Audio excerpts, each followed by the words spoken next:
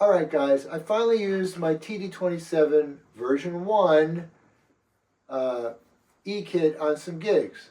I have some thoughts. Let's get into it.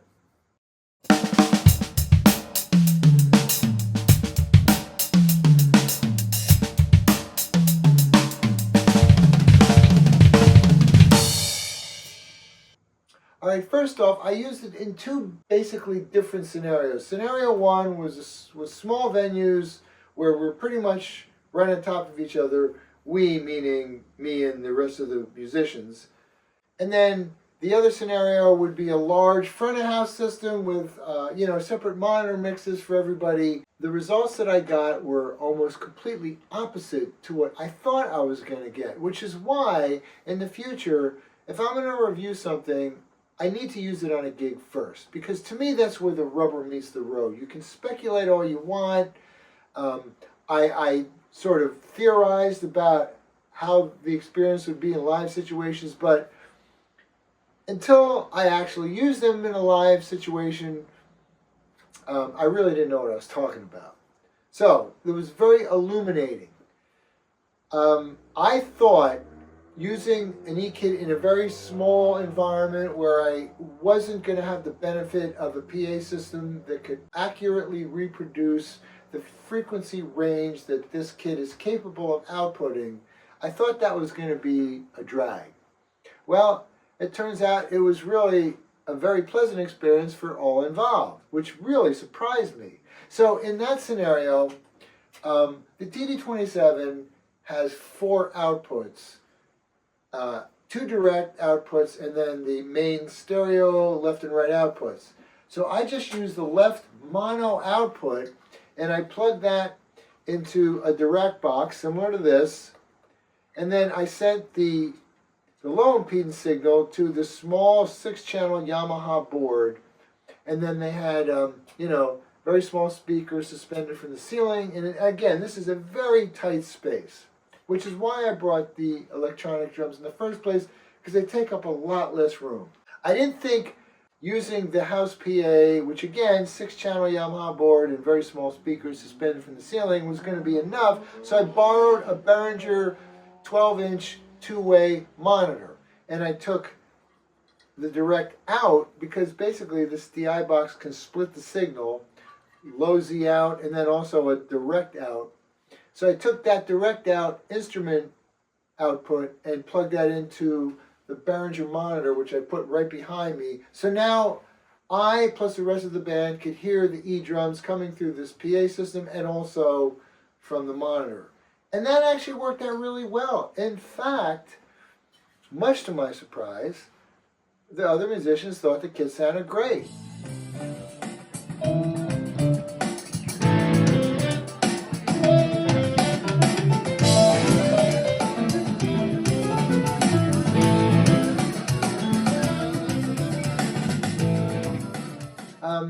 Alright, and honestly, the playing experience of it was fine.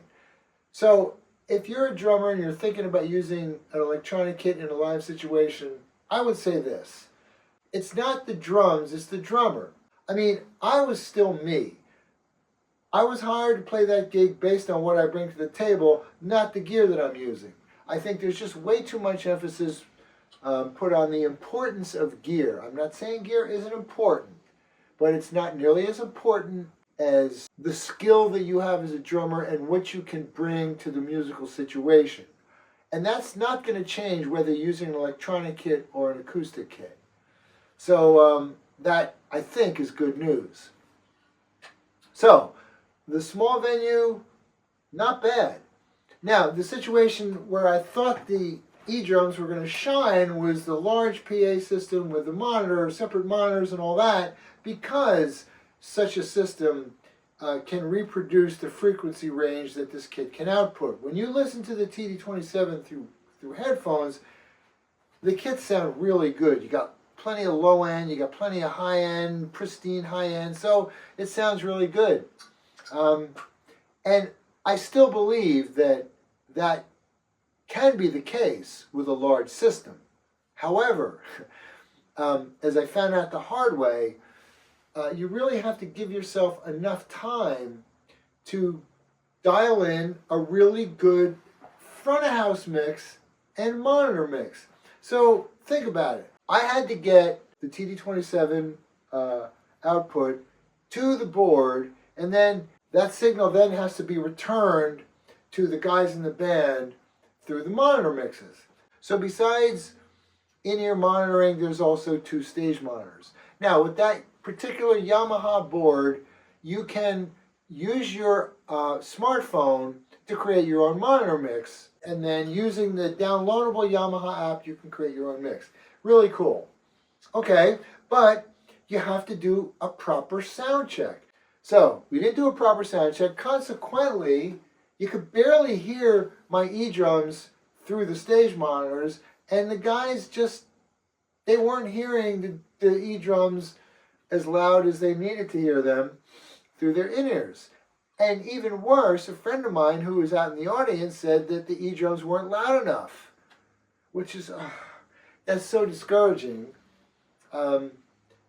So without a proper sound check and without enough time to really get everything dialed in the way it's supposed to be, well, you're just asking for trouble.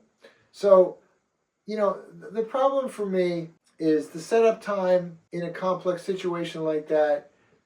And also, you know, the rest of the band wasn't happy because they didn't get a proper sound check where they could dial in the proper balance. And also, don't forget, they're not hearing the drums acoustically coming from the stage at all. That can be a disconcerting experience if you're not used to it. And if you don't have your monitor mix dialed in, it can be a disaster, you know? So, long story short, they asked me not to bring those drums anymore. So, what can I say? I still believe that E-drums can be great in a live situation with a large system, front of house, monitors and all that. But you have to take the time, like I said. So there it is. A very successful experience in a small venue, not so successful in a large venue. But again, I want to be clear. With enough time and, you know-how, you can get an E-kit to sound great in a large front of house system. And I'm sure that you drummers who are using electronic kits in large venues or with a front of house system with a separate monitor mix and all that are getting really good results. So I'd love to hear what your experiences are, those of you that are using an E-kit live. For me, it comes down to, it's the drummer, not the drums. Doesn't really matter what you're using. You're still you. If it's a large system, then you have to have the time to get it right. So I'm going to leave it there, guys. Thanks so much for watching, as always, and I'll see you in the next one.